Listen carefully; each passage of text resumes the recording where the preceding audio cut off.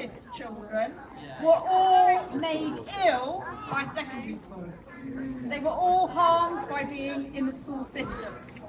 It won't surprise you to learn that it later turned out, despite the fact they were under the beady eye of professionals, not one of these professionals had actually worked out that my children were neurodivergent. I only found that out later. It should have been absolutely obvious.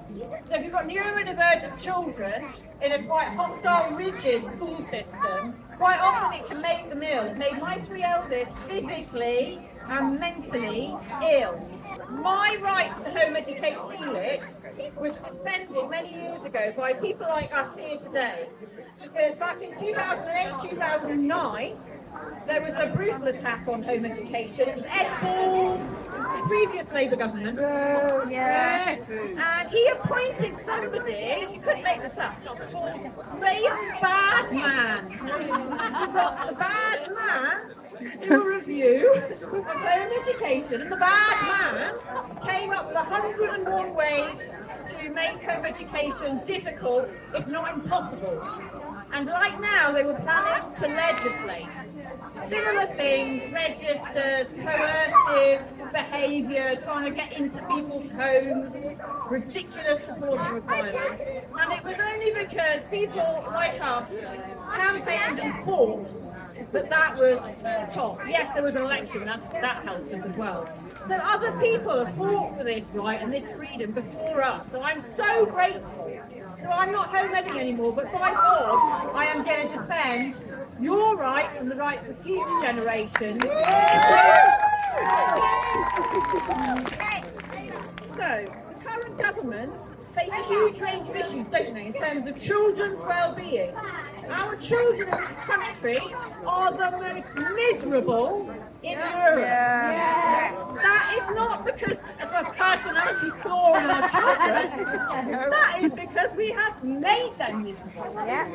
We have forced poverty on them, we have forced SATs and high stakes testing on them, we have taken away their choice and freedom of control, their ability to be creative, their ability to follow their passions, and so they're all miserable, all of them. There is a crisis within social services.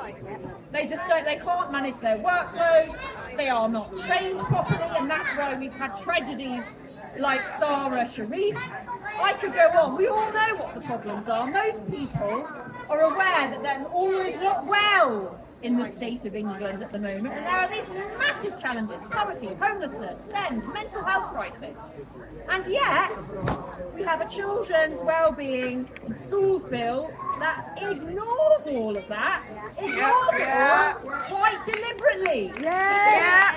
It's too difficult to tackle. Who wants to tackle the real problems? No!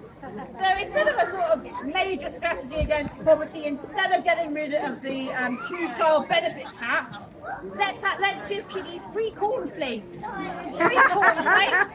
There we go. That'll sort that one out. And then we've got some faffing around with academies. We've got a bit of stuff on a few bits of cheaper uniform, and then we've got the onslaught and the undermining of the rights of home educators. Because we're still a minority community, aren't we? Everybody loves a scapegoat in a minority. Minorities are very easy to scapegoat. Because as Jen said, there's a lack of understanding about what we do, what we're about. Not enough people understand about home education. So we're an easy target. We're the scapegoat here.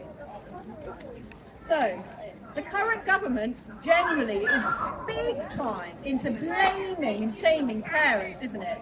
Like Jen, I don't think you build a good society by trashing people, by belittling them, by devaluing them, by making them feel rubbish.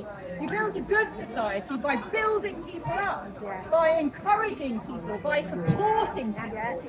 So we're all really sick of this sort of war on parents, trying to restrict parental rights. You know, if there's an attendance problem, it's lazy parents, isn't it? All the ones that are working from home, can't be bothered, get out of their pyjamas and get their kids to the school day. Wouldn't have anything to do with the hostile school environment, would it? No, it's parents to blame. And what they want is they want as many children in mainstream state schools. It can't be a different kind of school. You understand, Bridget wants everybody in mainstream state schools, from Sparrow's Fart to Sundown. It's fine. You don't need to bother about teaching your children how to brush their teeth. The school will do it for them. The school will teach them to brush their teeth. It's like the state is a rotten parent, a really rotten parent.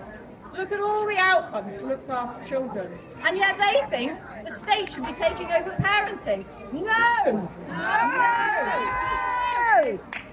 And they claim they're going to make these schools they want to shove everybody into more inclusive. They have got no clue how to do that, none whatsoever. Liars. Being more inclusive does not mean putting in little isolation booths or send units. They'd have to fundamentally look at the whole structure of education.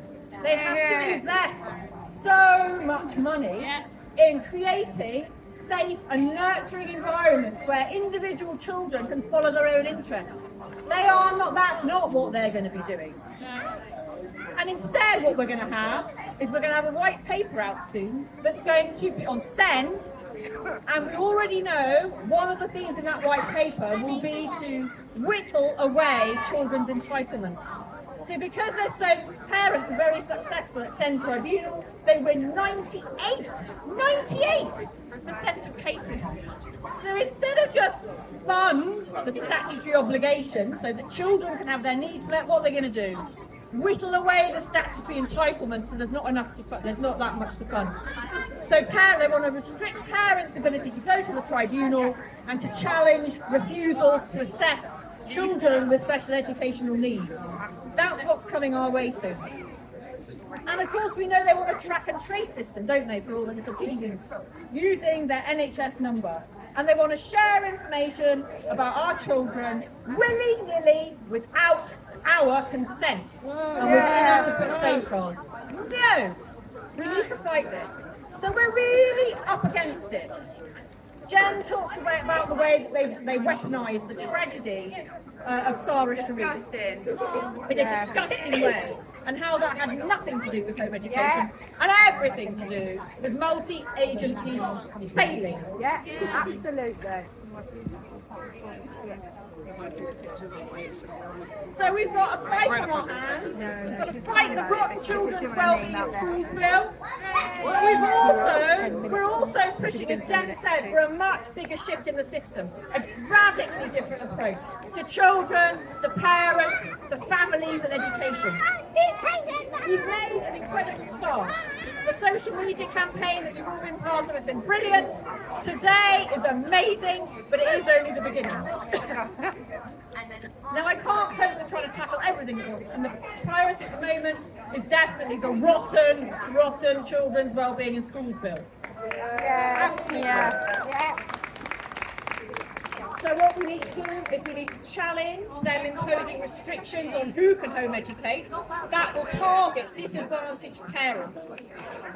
It's unnecessary, it would undermine parental duties and children's rights, and it will put many children at risk, because it will be difficult to withdraw them from a school where they may suffer violence, abuse and harm. We need to keep telling them how this bill will harm children. It's not just a sort of, well, it is a human rights abuse, it is a terrible abuse of human rights, but children, vulnerable children, will be harmed if you restrict parents' inability to get them out of harmful environments. The register. They don't need a register. They've got lists. They've got lists already. They've got lists of everybody. A list to not make any child safe. What a load of rubbish. And all the data they put together, Jen has highlighted how ridiculous all of that is. What are they going to do with it? Can you imagine them? Are they going to read it all through? It's ridiculous.